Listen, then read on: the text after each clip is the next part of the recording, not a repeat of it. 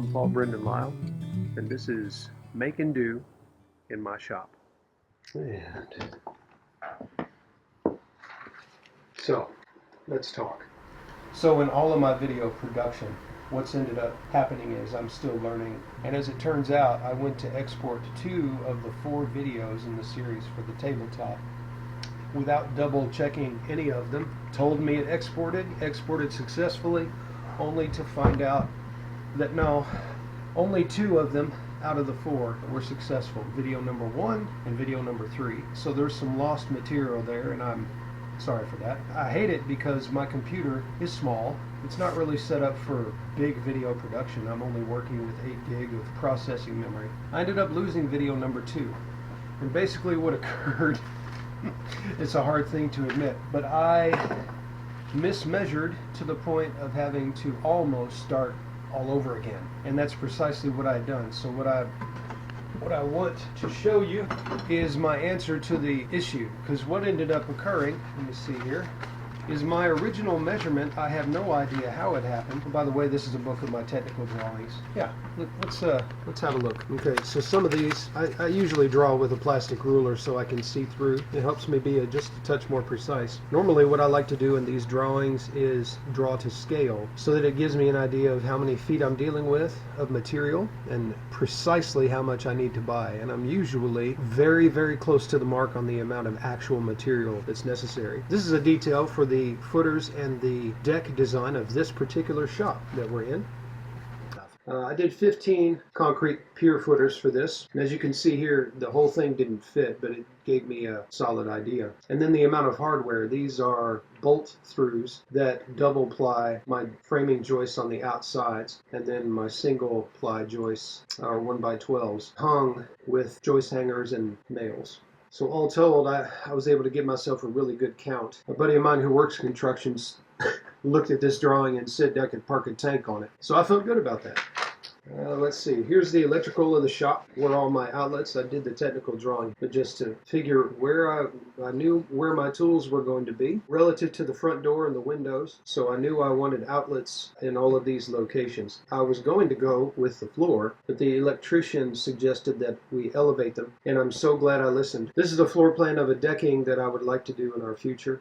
On the back of the house, enlarged, the deck of this shop, and then the design of a bridging deck that takes you flush straight to the house with a step up onto the other deck and some landscaping details so I have an idea. The floor joist designs for those 2, the enlarged deck and the bridge deck, and the stairs. Drawn to scale again so I know I can price out.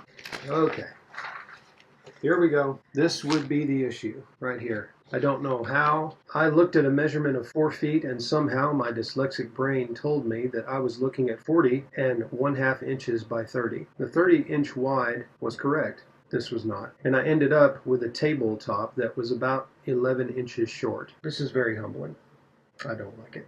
I did come up with a solution that I like better than the original. So, I remeasured to account for it, because once I discovered it was too short, I wanted to know what happened precisely, and I still don't know. But my actual measurement ended up being 4 feet and 1/4 on the long side, so that was long. It's giving myself 1/16 or so room to spare. Now that's kind of a big deal, because I ended up using that 1/16 to finish the table when I trimmed up the framing and trim pieces on the existing table. So let's show you the rethink of my design. Before I draw things to scale here, I like to rough them out, just freehand really quickly, and this helps me to brainstorm. So in video 1, I have the finished table already coming together with an existing frame of pallet wood and then Venetian blind. What I ended up doing was rethinking that to where I leave that on the long ends of the table, and I trim off the existing here and here. From the 30-inch width of table, I just take that off and leave this guy.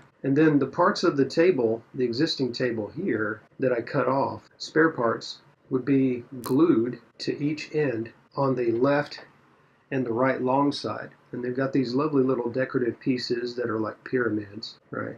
So existing there. And I thought, wow, that would be really cool to go ahead and leave these lines here, come back to the original wood grain pattern on either side, and then trim the whole thing with pieces of walnut. That is just about precisely what I did, and I really like the results. So in the coming videos, that's what you're going to see. You won't see the trimming because that was in video 2, or the correction of the measurements, and I'm sorry about that. But you will see me cleaning up the new trim pieces, starting with the joiner, which I can show you real quickly. So I set up the joiner here. It is raised to a 1/16 of an inch, adjustable here. The fence is set up at 90 degrees. It's a nice tall fence of at least 4 inches. I have a 6-inch width here and a very long 3-foot tabletop to clean stuff up. The blades are original, but they work quite nicely with 2 blades. And then I hook up my dust collection system. So that is where we'll pick up again.